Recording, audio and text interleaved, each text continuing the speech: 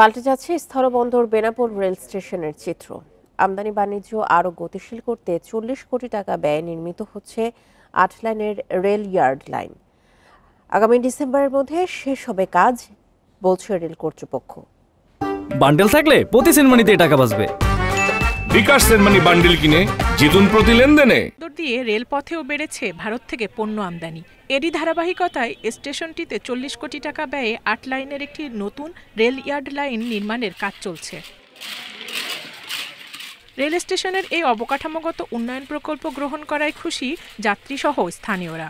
7-8টা shade হবে, এতে কর্মস্থান আমাদের ভালো হবে। অত্র অঞ্চলের অনেকেরই উপকার হবে, ভালো হবে, একটা কর্মসংস্থান বাড়বে।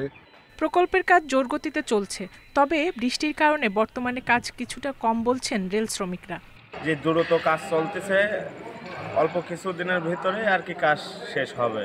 এই রেলের কাজ দুরস্ত হচ্ছে, দেখে আমরা খুব খুশি। রেল কর্তৃপক্ষ জানায়, প্রথম পর্যায়ে 2700 ফুট দৈর্ঘ্য এবং 60 ফুট প্রস্থ রেল ইয়ার্ডের 6 লাইনের কাজ চলছে। পরবর্তীতে হবে 2টি লাইন, সব মিলে দাঁড়াবে 8টি লাইন। এখানে পণ্যবাহী ও যাত্রীবাহী রেলের আপডাউনের গতি নিয়ন্ত্রিত হবে। আগামী ডিসেম্বরের মধ্যে শেষ হবে কাজ। বেনাপোল স্টেশনে ওয়াশফিট নির্মাণের কাজ চলমান রয়েছে। আমরা আশা করব এই কাজগুলো দ্রুত সম্পূর্ণ হলে যাত্রী সেবার মান আরও বৃদ্ধি পাবে। ইয়ার্ডের কাজ দ্রুত শেষ করার দাবি যাত্রী ও স্থানীয়দের। Independent news.